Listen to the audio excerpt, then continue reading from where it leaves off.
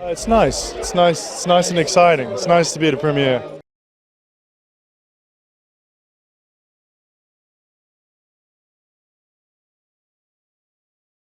Ridley Scott is the sole reason for making this movie, and he exceeded expectations. Yeah, he's really a wonderful man.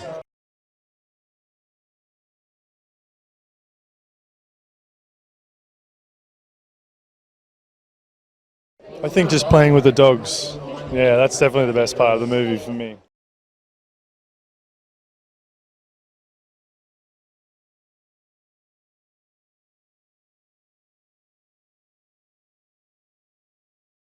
I mean, working with him when we first got together, I panicked a little bit, you know, and you know, Ridley's like a puzzle. He speaks in puzzles, he speaks in riddles, and all that. And I wasn't used to it, and you forget that you don't even know that you've gotten into comfort zones in other movies, and there's nothing comfortable, even though it turns out to be comfortable, about Ridley, because his whole thing is he has a design of kind of chaos and things are elusive and he doesn't really rely on anything. You have a story, but then he wants you to be kind of off camber in order for like magic to possibly enter into the thing. You know what I mean? I'm not used to it anymore. So it's like it's more of a theater experience than anything. I love working with him. It's very dangerous in the best way.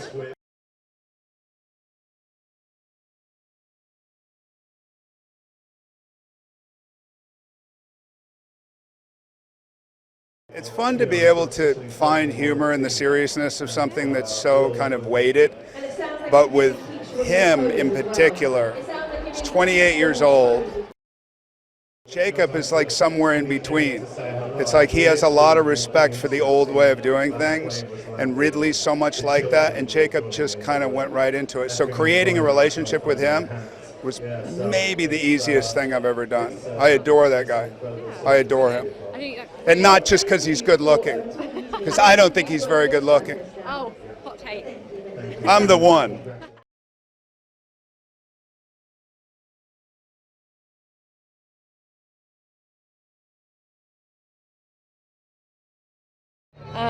I love how hopeful she is, how she just keeps persevering and keeps courageously opening her heart.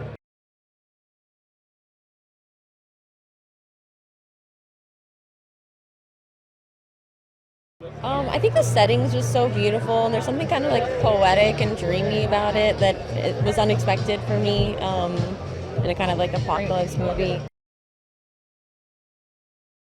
He's awesome. He's like, you know, it's intimidating because he has such a incredible catalog, but he's also really easy to talk to and makes you feel important. So it was a really special experience.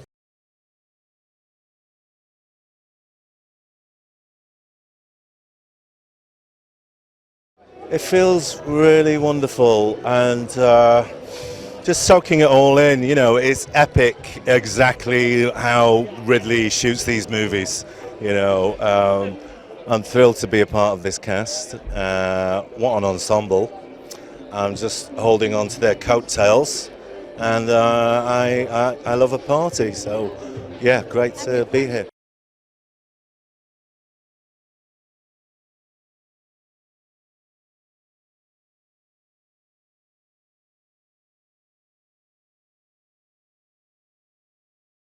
You know, it's a post-apocalyptic thriller, something that I don't think Ridley's done before.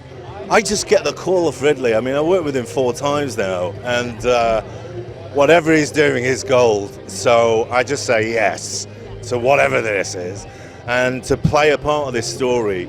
You know, it centers around hope. You know, searching for the good of humanity in devastating times.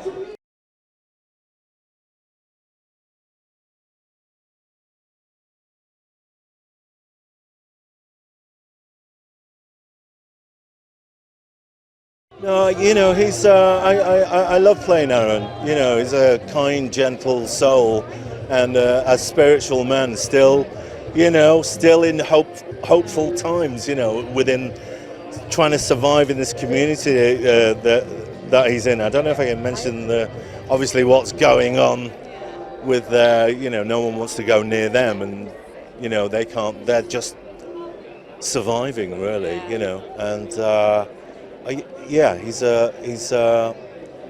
he is definitely the moral compass. Yeah, it's Ridley Scott. It's this incredible ensemble. It's this incredible book, and it's epic in every way. And we love a thrill and a ride. Yeah.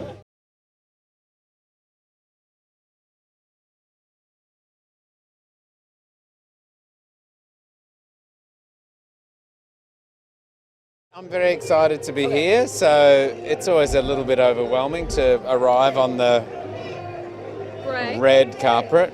There sort of wasn't any work, to be honest, I mean, Margaret's so lovely and vulnerable and kind of worthy of protection that, I felt that, I'd already sort of started to think about my own son and being a parent and what sort of protection you would bring in this kind of world, and just to sort of transfer that across to an older child, being Margaret in this film, was kind of easy in a way.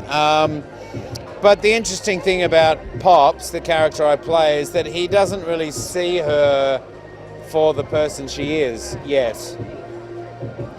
So he's doing this very sort of old-fashioned defensive stuff, and it just takes him a while to kind of go, hang on a second, she's got something to offer me as well. So we see that through the course of the film.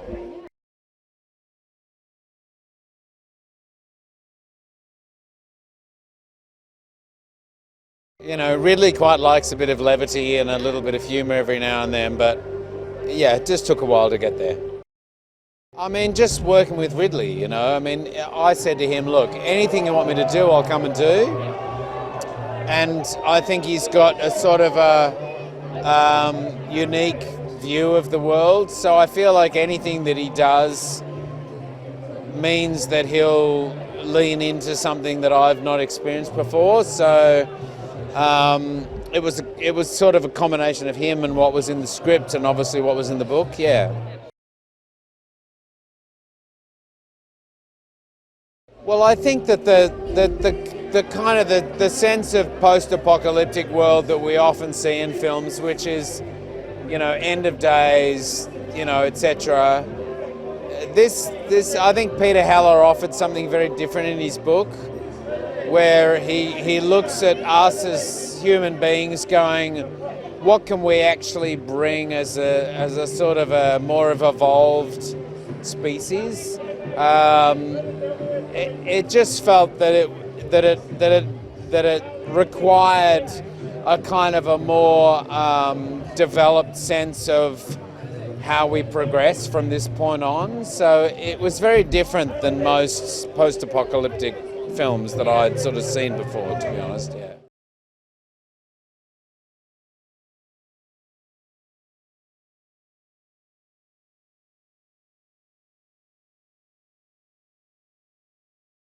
It's all about what is on the written page. I didn't get the novel, I got the adapted screenplay.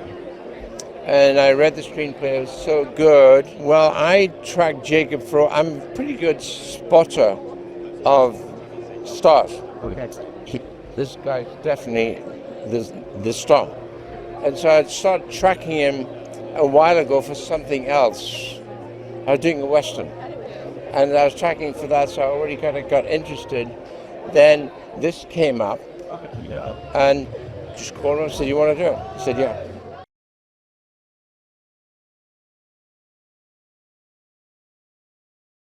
Well, they are the source of the humor. Because you ever seen a film with, who Jack Lemmon was? Jack Lemmon and did a great film called The Odd Couple. And there's two guys living together. They get on each other's nerves. And I thought The Odd Couple were Bangley and Hegg. And so They got on each other's nerves, and yet they needed each other, which I thought was charming and funny. Well, when he leaves, he says, "Sorry about your dog," bangs on the window, and you see he's really upset. Yeah. I saw this movie a couple of weeks ago at Disney Studios, and I cried. I was stunned. These great artists, this is like the A-Team, one of the greatest directors in history, and some of the greatest actors in the world bringing to life this story, and it's incredibly moving. I'm grateful beyond expressing it. Very powerful, and they captured the spirit and the heart of the book, which was amazing. I wanted to see the split between when Jacob Elordi gets in his plane and flies away from the airstrip and leaves Bangley by himself. I wanted to see that parting. These guys are they're an odd couple, you know, they're sort of prickly, they're adversarial, but they back each other up to, you know, with their lives. And I found that friendship to be the most interesting part of the book when I wrote it, and it was wonderfully rendered. It was a very powerful scene. So much chemistry. And I loved when Josh Brolin brought him a basket. Jacob Elordi was in the plane, and he was like a girlfriend with a pie in the basket, but it was hand grenades. It's like, yeah. I think right now, when there's fear in the world, people tend to contract and to clan up. And I think that Higgs' challenge, our hero in the book and in the movie, his challenge is to keep his heart open and to look for human connection in the bleakest of circumstances, when it's easier just to shoot first. And I think that's an important message right now.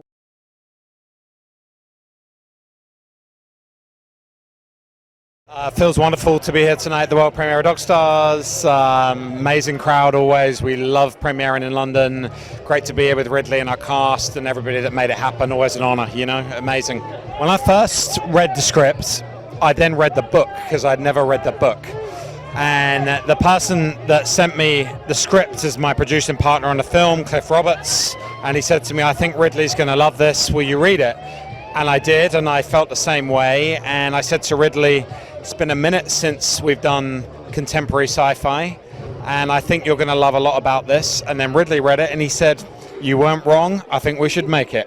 So I kind of felt the influences in the book and in the script that would interest Ridley as an artist and a filmmaker. Well, I think always with Ridley you get amazing scope, you get huge set pieces, you get the kind of grand cinematic experience. I mean, Ridley makes every film for the big screen, and I think we always commit to that vision for him.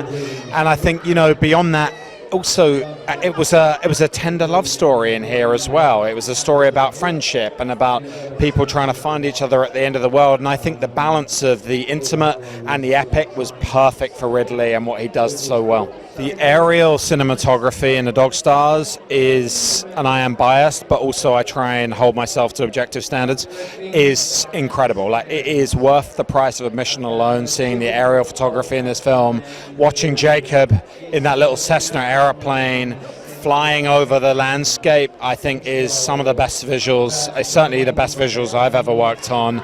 And I think, you know, it's all about finding those intimate moments in the huge landscape. The nature is a character, the Cessna aeroplane is a character in the film, you know, our dog Jasper is a character in the film. So, you know, it's all part of the mosaic, but blending the big and the intimate. We always make our movies for the big screen. Ridley can't ever think about, you know, anything else in terms of making a movie for the big screen, and we just try and help him commit to that vision.